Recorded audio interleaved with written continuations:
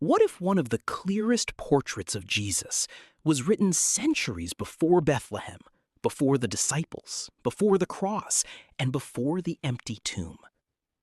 The book of Isaiah stands at a remarkable crossroads in Scripture. It contains terrifying warnings of judgment, breathtaking visions of God's holiness, promises of restoration, and some of the most important messianic passages in the Old Testament. Christians have often called Isaiah the evangelist of the Old Testament because his prophecies move repeatedly toward a coming king, a child called Immanuel, a servant who suffers for others, and a future in which God brings comfort to his people. Some readers have also noticed the striking structure of the book.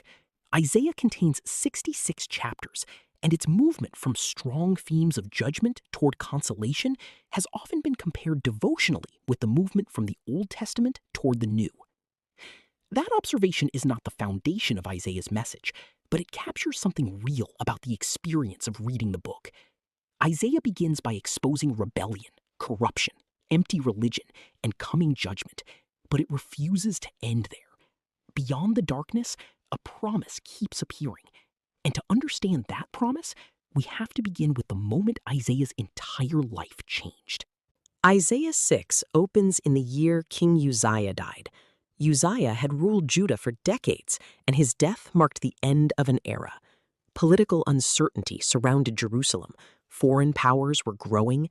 Assyria was becoming increasingly dangerous. But while an earthly throne had become empty, Isaiah entered the temple and saw another throne that had never been threatened. He saw the Lord, high and exalted, and the train of his robe filled the temple. Seraphim surrounded him, covering themselves in reverence, and calling to one another, "Holy, holy, holy is the Lord Almighty. The whole earth is full of his glory." The foundations shook at the sound of their voices, and the temple filled with smoke. Isaiah had probably spoken against the sins of Judah before, but standing before perfect holiness changed the direction of his attention. Suddenly, he was no longer looking first at the corruption of everyone around him. He saw himself. "Woe to me," he cried. "I am ruined, for I am a man of unclean lips, and I live among a people of unclean lips, and my eyes have seen the King." This is one of the great patterns of biblical encounter. The closer a person comes to the holiness of God, the harder it becomes to remain impressed by their own righteousness. Isaiah did not excuse himself by comparing his life with the people around him. He recognized that he too needed mercy. Then one of the seraphim flew toward him, carrying a burning coal taken from the altar. The coal touched Isaiah's lips, the very place he had identified as unclean, and the message came that his guilt had been removed and his sin atoned for. Notice the order. Isaiah was not sent before he was cleansed. Grace came before mission. Forgiveness came before responsibility. Then Isaiah heard the voice of the Lord, asking, "Whom shall I send, and who will go for us?" Isaiah answered with words that have echoed through generations. "Here am I, send me." But the calling would not be easy. God warned Isaiah that he would speak to people who would hear without truly listening and see without truly understanding. His ministry would not be measured by immediate popularity. He would proclaim truth in a generation that often did not want truth. That alone makes Isaiah's calling profoundly relevant. Faithfulness is not always accompanied by applause. Sometimes obedience means speaking clearly, even when the response is indifference, ridicule, or rejection. And Isaiah soon discovered how costly that calling could become. Judah was surrounded by political fear. During the reign of King Ahaz, Jerusalem faced the threat of Syria and the northern kingdom of Israel. Ahaz was terrified. Isaiah was sent to tell him not to surrender to panic and not to build his security entirely upon political alliances. God even invited Ahaz to ask for a sign, but the king refused under the appearance of humility. Then Isaiah delivered one of the most famous promises in the book. A young woman would conceive and bear a son, and he would be called Immanuel, meaning God with us. The prophecy addressed the crisis of Isaiah's own generation. But the Gospel of Matthew later sees its fullest significance in the birth of Jesus. That is one of the reasons Isaiah became so important to early Christians. His prophecies seemed to open windows that reached far beyond his own century. A few chapters later, Isaiah looks into the darkness surrounding the people and speaks again about a coming child. Those walking in darkness would see a great light. A child would be born. A son would be given. Authority would rest upon his shoulders. He would be called Wonderful Counselor, Mighty God, Everlasting Father, Prince of Peace. His government and peace would have no end, and he would reign on David's throne with justice and righteousness. Isaiah was living in an age when kings failed, nations threatened one another, and political power seemed unstable. Yet he spoke about a ruler whose kingdom would not depend upon military ambition or human corruption. The promise of the coming king became a beam of light passing through the darker sections of the book.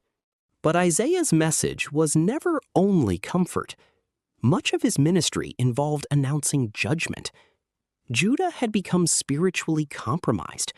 Worship continued, sacrifices continued, prayers continued, but injustice, pride, idolatry, and exploitation had infected the nation. Through Isaiah, God exposed the danger of religious activity without transformed character. People could enter sacred spaces while refusing to defend the oppressed. They could honor God with rituals while their daily lives contradicted everything those rituals claimed to represent. Isaiah warned Judah, but he also pronounced judgment against surrounding nations. Assyria could be used as an instrument of judgment and still be judged for its own arrogance and violence. Babylon would rise and eventually fall. Human empires imagined themselves permanent, but Isaiah repeatedly placed them beneath the authority of God. Kings appear powerful for a generation. God remains sovereign over history. Carrying those messages placed an enormous burden on the prophet. Isaiah's words were not designed to make him popular. Prophets often stood between a holy God and people who did not want to hear correction. Yet through judgment, another theme slowly grows stronger: hope. Isaiah begins speaking of a remnant. A shoot will come from the stump of Jesse. The Spirit of the Lord will rest upon him, the Spirit of wisdom, understanding, counsel, might, knowledge, and the fear of the Lord. He will judge with righteousness rather than appearances. Under his reign, Isaiah describes peace with images so extraordinary that predators and prey dwell together. The picture is not merely political stability. It is creation itself being restored under the righteous rule of God's chosen king. Then the tone of Isaiah changes dramatically in the later chapters. The words become filled with consolation. Comfort, comfort my people. A voice cries out to prepare the way of the Lord.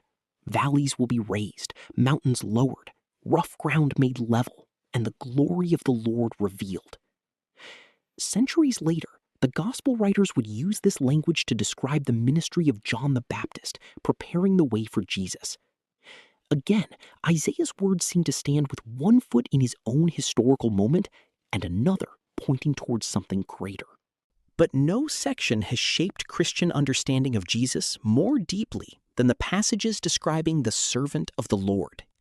Isaiah introduces a servant chosen by God, empowered by his Spirit, gentle toward the weak, and called to bring justice to the nations. He will become a light to the Gentiles. He will open blind eyes and bring prisoners out of darkness. Yet the path of this servant becomes increasingly mysterious. Instead of conquering through visible force, he suffers. Instead of being immediately honored, he is rejected. And then Isaiah 52 and 53 present one of the most haunting portraits in the entire Old Testament. The servant is despised and rejected, a man of suffering, familiar with pain. People turn away from him. Yet Isaiah says his suffering has a deeper meaning. He bears grief that belongs to others. He is wounded because of the transgressions of others. He is crushed because of their iniquities. The punishment that brings peace falls upon him, and through his wounds, healing comes. Isaiah compares humanity to sheep that have wandered away, each choosing its own path, while the Lord lays upon the servant the iniquity of them all. The servant suffers unjustly, yet he does not respond with violence. He is oppressed and afflicted, yet remains silent. He is cut off from the land of the living and assigned a grave, even though he had done no violence and no deceit was found in his mouth. For Christians reading these words after the death of Jesus, the parallels became impossible to ignore. The New Testament repeatedly returns to Isaiah 53 when explaining the meaning of the cross. Jesus is rejected. He suffers, although innocent. He remains largely silent before his accusers. He dies among sinners and is buried in a rich man's tomb. But the deepest connection is not merely the manner of his suffering, it is the purpose. The servant suffers for others. The innocent bears what belongs to the guilty.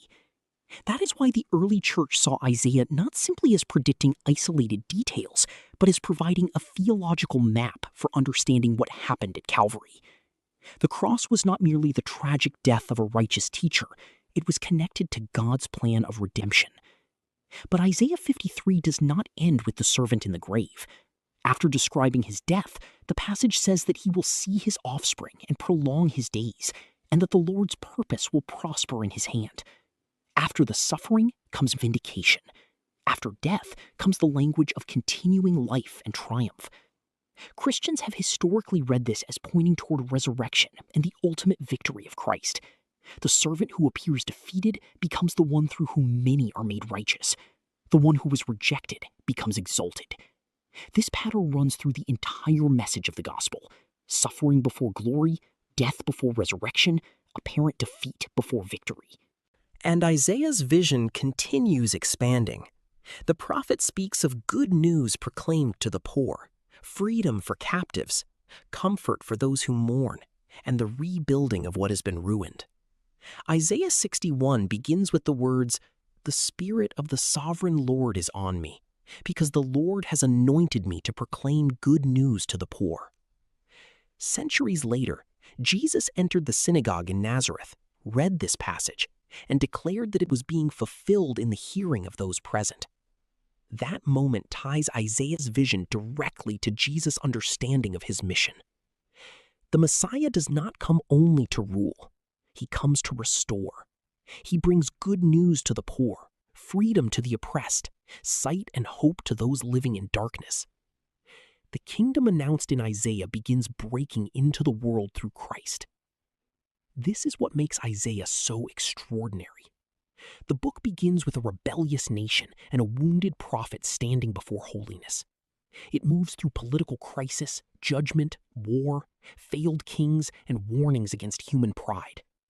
Yet everywhere in the darkness, the same promise keeps appearing. A child, a son, Immanuel, a branch from Jesse, a righteous king, a servant, a light to the nations, one who suffers for the sins of others, one who is vindicated after suffering, one who brings good news and restoration. These images are not identical in every detail, but for Christian readers, they converge in one person, Jesus Christ. And the story does not end merely with individual salvation. Isaiah looks even farther. He imagines a future where creation itself is renewed. God promises new heavens and a new earth. Former suffering will not define the future forever. The sound of weeping will not have the final word. The world that has been wounded by sin is moving toward restoration under the reign of God. That means Isaiah is not simply a book about predictions. It is a book about the character of God. He is holy enough to judge evil, merciful enough to cleanse the sinner, patient enough to continue calling a rebellious people, faithful enough to preserve his promises through generations, and powerful enough to bring redemption out of circumstances that appear hopeless. Isaiah's first response to seeing God was, "Woe is me." But after grace touched him, his response became, "Send me." That movement from guilt to cleansing, from cleansing to calling, is one of the great messages of the book.